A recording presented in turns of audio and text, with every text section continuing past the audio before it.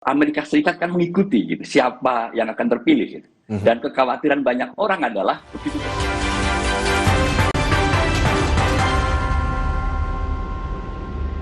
Situasi terbaru dari Iran, Saudara. Televisi nasional Iran mengumumkan Mujtaba Khamenei sebagai pemimpin tertinggi Iran menggantikan ayahnya, Ayatollah Ali Khamenei, yang terbunuh dalam serangan gabungan Amerika Israel. Pengumuman Mujtaba Khamenei yang berusia 56 tahun sebagai pemimpin tertinggi disambut rakyat Iran. Penunjukan Mujtaba Khamenei ini dilakukan saat perang Iran melawan Amerika dan Israel masih berlangsung. Nama Mujtaba Khamenei belum banyak terdengar sejak perang dimulai. Mujtaba juga belum pernah masuk ke struktur pemerintahan Iran.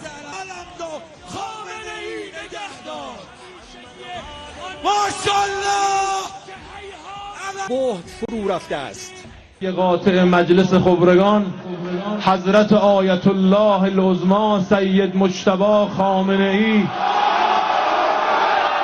رهبر عزیز ما ولی فقیه ما الله اکبر.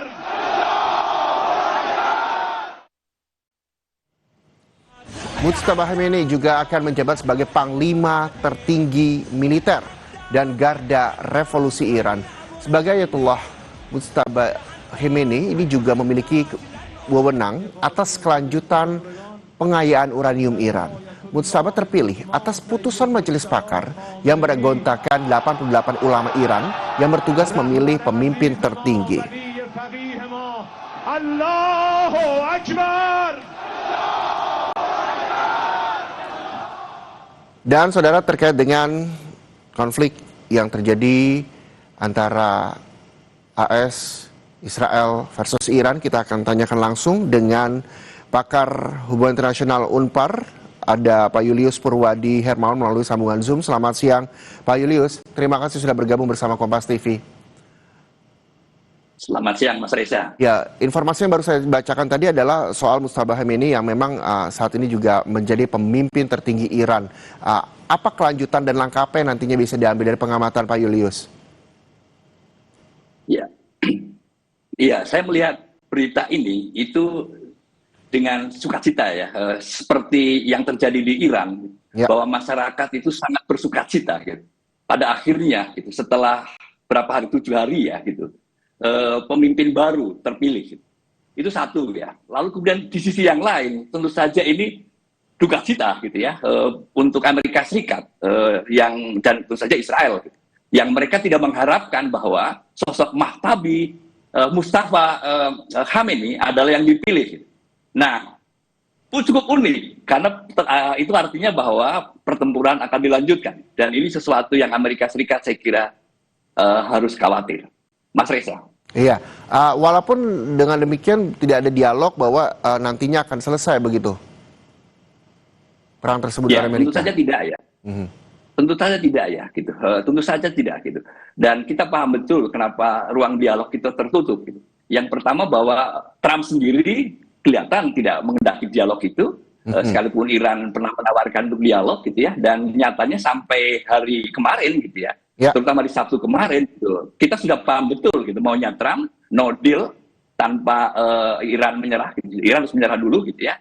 Lalu kemudian dari Presiden Iran juga sudah menimpali, nggak mungkin Iran akan menyerah begitu saja. Gitu. Dan hari ini sukacitanya jadi lengkap gitu, bahwa pemimpin baru terpilih, dan saya kira akan meneruskan Ayatullah Ali Khamenei, gaya pemimpinannya, keputusannya, posisi politiknya, termasuk sikapnya terhadap Barat. Mas Reza. Iya Pak Julius, tapi kalau misalnya melihat track record dari Mujtaba Khamenei ini kan belum banyak terdengar sejak perang dimulai. Bahkan Mujtaba juga belum pernah masuk ke struktur pemerintahan Iran. Anda melihatnya seperti apa? Apakah memang ini salah satu bentuk strategi dari Iran untuk melawan Amerika Serikat dan juga Israel?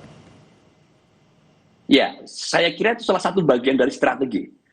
Kalau kita pahami sejak serangan Sabtu lalu gitu, atas Ayatullah Ali Khamenei gitu, Amerika Serikat kan mengikuti gitu, siapa yang akan terpilih gitu. Dan kekhawatiran banyak orang adalah begitu terpilih nanti ada resiko. Resikonya adalah termasuk pengeboman dengan rudal gitu. Saya kira risikonya terlalu tinggi gitu ya kalau ditampilkan dari awal. Saya melihat itu bagian dari strategi. Namun demikian Mas Reza, sekalipun dia tidak ada struktur, dia sering mewakili bapaknya ya, Ayatullah Ali Khomeini gitu dalam beberapa kunjungan resmi, dalam beberapa event gitu ya. Dan itu kan pernah tahun 2019 dia dijatuhi sanksi ya oleh Amerika Serikat gitu. Karena ini orang tidak punya kedudukan resmi, tapi bagaimana ceritanya bisa mewakili Ayatullah Khomeini? Itu yang mungkin memang seperti yang Anda sampaikan tadi menjadi sebuah strategi dari Iran untuk melawan Amerika Serikat dan juga Israel. Tapi kalau misalnya melihat sosok dari Mujtaba Khomeini ini dari penglihatan atau analisa Anda seperti apa sih sosoknya, Pak Julius? Ya, pertama dia masih muda ya, 56 tahun betul. 56 tahun dan dibandingkan dengan calon lain yang cukup kuat ya, yang 60-an tahun. Dan itu mencerminkan cara pandang anak-anak muda lah kurang lebih lah gitu, atau di usia produktif gitu ya. Bagaimana melihat Barat gitu ya, itu saya kira satu ya, mudah.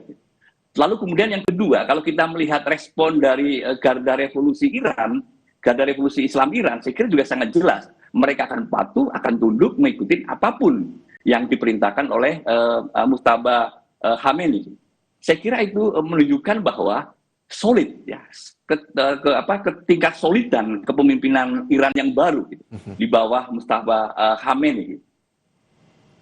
Kesolidan dari pemimpin Iran yang baru Mujtaba Khomeini ini juga diberikan apresiasinya dan juga dukungan oleh seluruh masyarakat Iran. Dengan adanya dukungan masyarakat Iran artinya bahwa masyarakat Iran setuju dengan adanya pemimpin negara Mujtaba Khomeini ini, apalagi di tengah konflik yang terjadi Amerika Serikat dan juga Israel. Apakah memang nantinya ini juga bisa menyelesaikan konflik yang terjadi? Ya, harapan kita semua kan menyelesaikan konflik ya, dan kita sudah merasakan dampaknya, termasuk analisis dampak ke depan ya yang sangat berat gitu. Harapannya kan seperti itu gitu. Ya. Apakah akan secepat ini ya, dalam waktu cepat ini, dalam seminggu ini misalnya akan ada penyelesaian konflik? Saya rasa dan saya melihat bahwa kelihatannya kita tidak bisa berharap seperti itu, Mas Reza. Jadi masih banyak proses yang akan terjadi di Timur Tengah sana gitu. Termasuk bagaimana pemimpin baru ini akan menjalin hubungan baik dengan pemimpin-pemimpin negara-negara Arab yang beberapa hari ini kan juga kena dampak ya atas serangan rudal-rudal ke aset-aset vital Amerika Serikat. Itu saya kira yang akan di-approach ya, diperbaiki gitu hubungannya dengan negara-negara Arab ini gitu. Nah, kalau itu terjalin dengan baik gitu ya, barangkali kita juga bisa melihat ada prospek ya kedepannya seperti apa gitu, terkait dengan resolusi konflik. Ya Pak Julius, walaupun memang Amerika Serikat dan juga Iran sudah menegaskan bahwa tidak akan ada lagi atau tidak akan ada dialog, dan masih adakah ini peluang sekecil apapun membawa keduanya ke meja perundingan misalnya? Ya, saya dari awal nyebut sulit ya, ruang dialognya sulit. Ya. Tapi sulit itu kan berarti tidak mungkin ya, Mas Reza. Gitu. Dan saya melihat peluangnya nanti pertama negara-negara di Arab perlu menjaga suara yang sama gitu ya. Jangan sampai reaksi mereka terhadap Iran itu justru memperumit dan memperuncing konflik gitu ya. Itu pertama.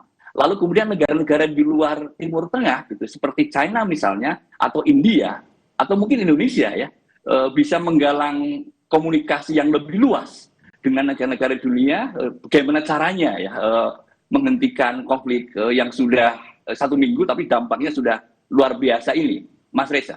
Jadi sulit ketika memang ada negara-negara di luar itu untuk bisa berkomunikasi agar perang ini atau konflik ini juga bisa selesai, begitu ya Pak Julius ya? Ya, betul sekali. Oke.